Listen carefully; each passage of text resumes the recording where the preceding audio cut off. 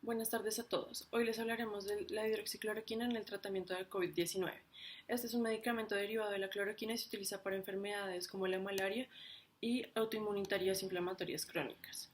Entonces, ahorita vamos a hablar de cómo funciona el medicamento.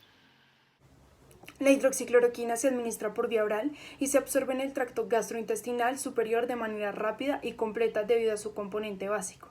En el intestino superior o duodeno, el medicamento no se va a ionizar debido a que no tiene cómo unirse con unión de hidrógeno por el medio básico en el que se encuentra. Esto va a causar que el medicamento esté en su forma apolar y va a facilitar su absorción a través de la membrana. El metabolismo de este fármaco se da por la vía hepática o fase 1. Se caracteriza por recorrer una vía en el hígado y metabolizarse por la superfamilia de citocromos P450, en este caso el CYP2D6. La fase 1 va a consistir en reacciones como de oxidación, reducción e hidrólisis para aumentar la polaridad de la molécula del fármaco. El metabolismo va a dar lugar a dos metabolitos de primer orden, la desitildroxicloroquina y la desetilcloroquina. La biodisponibilidad de este medicamento es del 74%. Esto indica que el medicamento, el 74%, va a llegar a la circulación sistémica intacto. Este fármaco también tiene una alta afinidad por proteínas plasmáticas. El 55% del fármaco se une a la albúmina, a la alfa-glucoproteína. La distribución y la acumulación en tejidos de este fármaco es amplia. Se distribuye en tejidos como tejido muscular, hígado, vaso, riñones, pulmones, células de sangre, glándula pituitaria y suprarrenal. También tienen una gran afinidad por tejidos que contienen melanina, como pueden ser los ojos y la piel. Posee una semivida de eliminación prolongada, como de 32 a 50 días, debido a que se acumula en los tejidos, como ya mencioné anteriormente. En cuanto al mecanismo de acción de este fármaco, se sabe que depende de la capacidad que tiene de interferir con la acción lisosomotrópica, donde se modifica la función fisiológica de los compartimentos ácidos protonados que van a elevar el pH e interferir con las funciones dependientes de un medio ácido para inhibir la acidificación de lisosomas y la degradación de antígenos. Esto genera que los péptidos que resultan de la HLA2 no se puedan unir y no tengan la capacidad de estimular los linfocitos T, bloqueando el sistema inmune y disminuyendo la cantidad de citoquinas. También se inhibe la activación de los TLRs, sobre todo los intracelulares que reconocen ácidos nucleicos. Como estos son procesados por los endosomas antes de activarse, la función del medicamento corresponde a la inhibición de la activación endosómica, por lo tanto inhibe la activación de los TLRs. Además, como los TLRs se activan al reconocer ácidos nucleicos exógenos y unirse por medio de epítopes, el antipalúdico buscará enmascarar los epítopes. Si hablamos de la eliminación, se busca eliminar por vía renal, pero el 16 al 21% del fármaco se excreta de forma inalterada en la orina.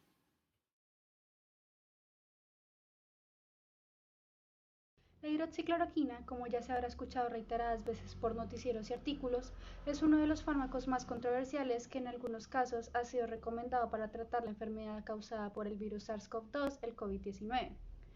Se tiene la teoría de que la razón de la recomendación de este medicamento es debido a su carácter antiviral, que tiene una propiedad de inhibición de la penetración de distintos tipos de virus en las células.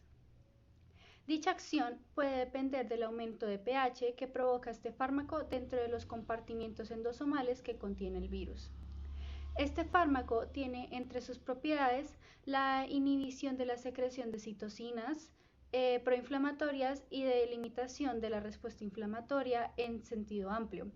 Esto se relaciona debido a que se ha llegado a sospechar que algunos pacientes con COVID-19 producen una activación excesiva de los mecanismos inflamatorios en los pulmones. Si hablamos más específicamente, uno de los mecanismos más importantes es el bloqueo del receptor del antígeno de células B y la inhibición de la activación de algunos TLRs intracelulares que reconocen ácidos nucleicos y que estimulan respuestas inflamatorias y están involucradas en la inmunidad innata. Se ha establecido que los TLR se unen a los ácidos nucleicos promoviendo la producción de anticuerpos y mediadores inflamatorios. Sin embargo, la hidroxicloroquina tiene efectos secundarios y predisposiciones que no pueden ser tolerados por todos los tipos de pacientes, pues este fármaco puede llegar a causar cefaleas, pérdida del apetito, malestar estomacal, vómitos erupciones en la piel y en peores casos causar arritmias ventriculares o muerte súbita cardíaca, principalmente a aquellas personas con enfermedades crónicas del corazón. Para que un fármaco llegue a nuestras manos se necesitan diferentes fases, y aquí tenemos la preclínica y la clínica. En la preclínica es donde el fármaco se expone a diferentes organismos y miramos su reacción. Tenemos la fase in vitro, la fase de prueba animal y la fase de seguridad animal. En la fase in vitro es donde se hacen diferentes pruebas ambientales y algunos parámetros clínicos para poder fijar unas pruebas de estabilidad. También luego tenemos la fase animal, donde se prueba el fármaco en 2 especies diferentes y se miden los niveles de toxicidad. Luego tenemos la fase de seguridad animal, donde se ve la toxicidad reproductiva para poder llegar a mirar un perfil farmacológico antes de pasar a pruebas con seres humanos. Luego, ya finalmente tenemos la fase clínica. En la fase clínica ya se está tratando estudios con humanos y se utiliza la fase 1, la fase 2, la fase 3 y la fase 4. En la fase 1 se utilizan de 20 a 200 voluntarios para poder mirar la reacción en el cuerpo del fármaco y se utiliza en hombres sanos. Luego, en la fase 2, se utiliza de 100 a 250 voluntarios con personas que sí padecen la enfermedad, se utilizan placebo y se sacan datos de cinética y dinámica del fármaco. Luego, en la fase 3, hay de 1000 a 6000 voluntarios, se utiliza un placebo, se mira el control de toxicidad y si lo pasa, puede ir a la FDA por aprobación. Y finalmente, en la fase 4, se mira la supervivencia del fármaco luego de haber sido lanzado. Una nueva enfermedad, ya que de por sí este fármaco trae severas contraindicaciones para el corazón.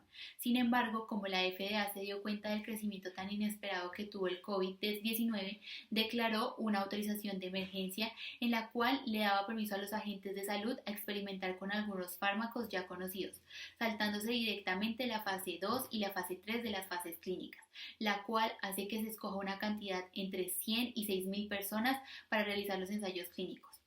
La OMS anunció hace unos días que se suspendían los ensayos clínicos con la hidroxicloroquina porque la seguridad de las personas corría riesgo y gracias a los resultados que arrojó uno de los primeros ensayos clínicos que fue el de hidroxicloroquina o cloroquina con oximacrolido para el tratamiento del COVID-19, un análisis de registro multinacional el cual detectó que los pacientes tratados con este fármaco prometedor tenían menor supervivencia y más arritmias cardíacas que el grupo control. Por otro lado teníamos el proyecto Solidarity, un ensayo clínico internacional puesto en marcha por la Organización Mundial de la Salud y sus asociados para encontrar un tratamiento eficaz contra el COVID. Este se hizo mediante la participación de pacientes en múltiples países que también estaban haciendo varios ensayos clínicos, en más de 600 hospitales empezando desde la fase 2 y 3 para encontrar un tratamiento eficaz contra el COVID, e incluso utilizando combinaciones con otros fármacos para potenciar algunos efectos. Lastimosamente, la OMS concluyó que la hidroxicloroquina no ayudaba a bajar la mortalidad y lo fue descartando como un medicamento posible para el tratamiento del COVID, haciendo que los pacientes que estaban en los ensayos clínicos se les retirara inmediatamente este fármaco.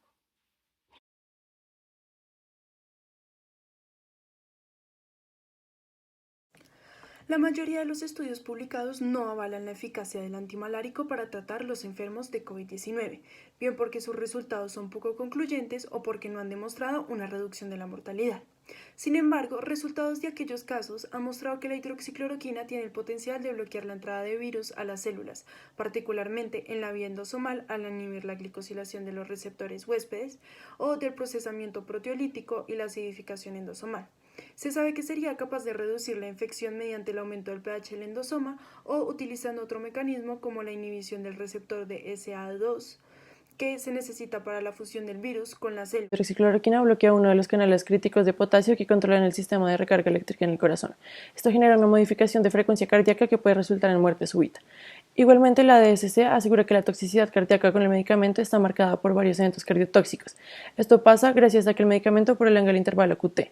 También la FDA reportó que este fármaco puede regenerar problemas en la frecuencia cardíaca, sangre y linfa, además generar lesiones de riñones y fallas hepáticas. Por último, les queremos recordar que es muy importante entender el funcionamiento de los fármacos que vamos a consumir, conociendo sus efectos adversos y demás problemas que pueden llegar a causarnos en el organismo.